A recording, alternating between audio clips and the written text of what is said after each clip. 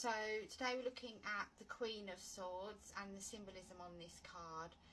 This Queen represents clarity of mind, intellect, truth and clear communication. She has a sharp mind and a strong sense of justice, and she has an ability to cut through any confusion to get to the truth. So looking at this card, you see that the Queen is sat here on a throne.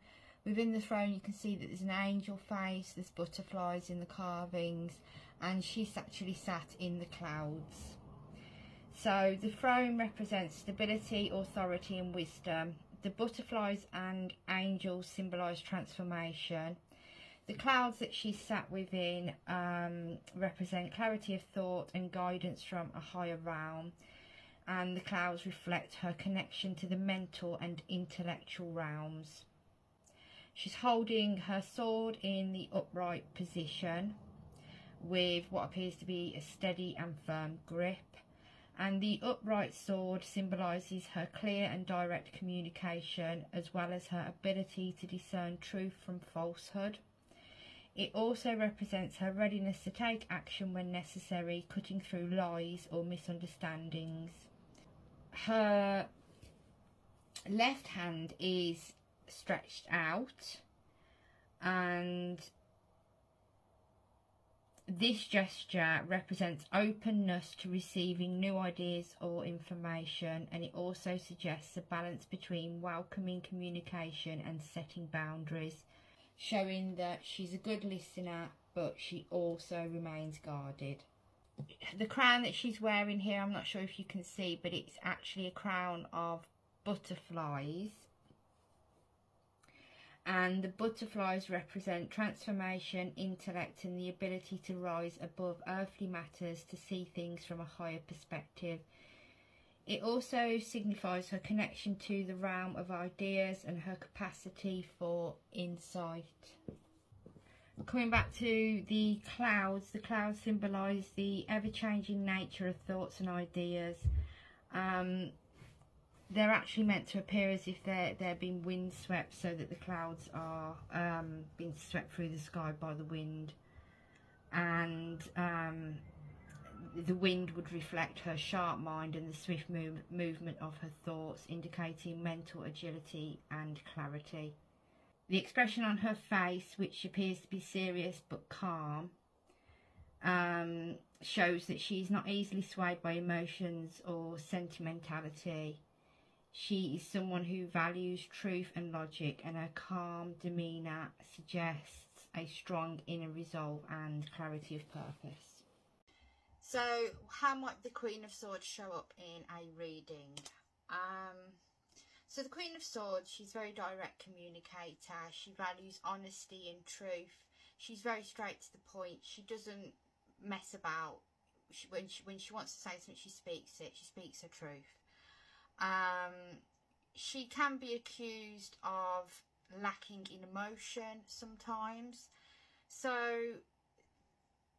you can definitely get amazing and really good advice from the Queen of Swords. If you've got a problem and you need an honest, truthful opinion, if you don't want any of the crap, none of the sugarcoating, you just want the straight to the point honesty, then you would go to the Queen of Swords.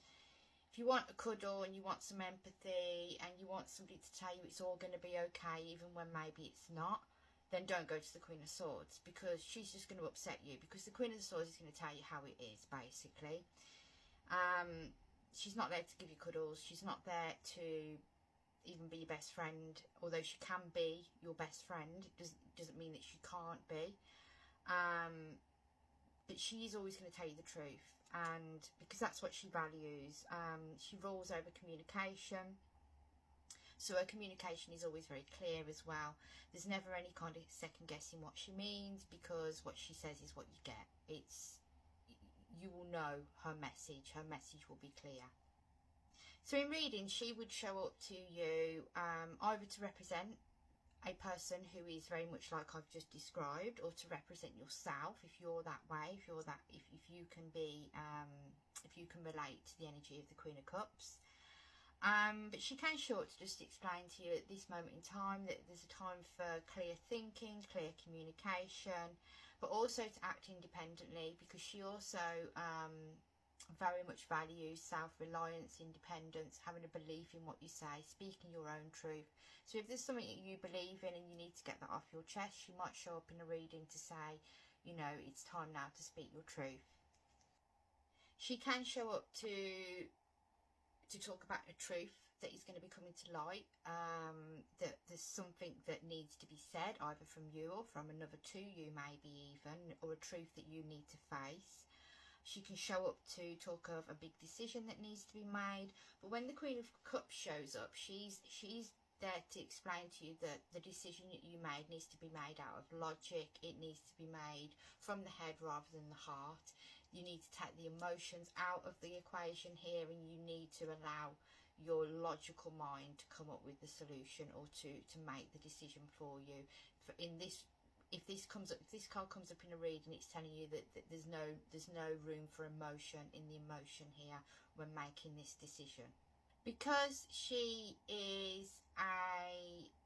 because her energy holds truth, honesty, fairness, balance, but also impartiality. She doesn't get emotionally involved in things. It's all from what is right, what is wrong, the truth, what is fair, what is just. That means that, you know, she's able to make the right decision without being emotionally influenced by in any way to come up with her decision. She can stand for a mediator. So this could be a mediator in a professional role. So in a reading, it might be that you're being encouraged to seek the help of a mediator between you maybe and another person. Or this could be talking about yourself, saying that you're very good in this role, that you have this ability to be able to mediate, maybe between friends or colleagues at work. You've often found yourself in that sort of energy where you've had to be the person that gets in between the two and mediates between two people. Or it could just be talking about a good friend of yours or a family member. Doesn't necessarily have to be a professional, saying that there's some kind of need for mediation in your life. Maybe ask somebody that can be impartial to help out. But the role of a mediator does come up quite often when you see the Queen of Swords. She can come up as well when you may be being accused of being too harsh, maybe a little bit mean, or too critical. Or it could be that somebody around you is maybe doing some of those things, being a bit mean, a bit critical. She isn't a mean person. She's a fair person. But because of her reputation for being very straight to the point, not really bringing emotion into it, sort of lacking that a little bit of empathy, sometimes she can come up to represent quite a critical person, quite somebody that can be a bit harsh. She can also come up at times to represent like a single-minded focus, because the Queen of Swords is extremely focused. She focuses on the task at hand. She doesn't let other things in her environment or people in her environment take her off her task. So if she's got an idea or a plan, or she's got a goal or something that she's setting out to do, that is what she's going to focus on. But that hyper focus might take over, and it may mean because of that maybe self-care is lacking, or maybe relationships aren't receiving your attention. So she can sometimes come up as a bit of a way to say, you know, it's good that you're doing the thing that you're focused on, but are you neglecting other parts of your life too? She can come up when you've been very indecisive. Even though she's a card of decisiveness, she can come up when you're being indecisive, but it's more than to come up to say to you, right, it's time now to stop messing about, we need to make a decision. So it's like you've been weighing up your options for too long, you've been making too many pros and cons lists, you've been doing whatever you've been doing, it's time to cut the crap now, basically, move on, get on with your life, make a decision. So she can come up for that reason as well.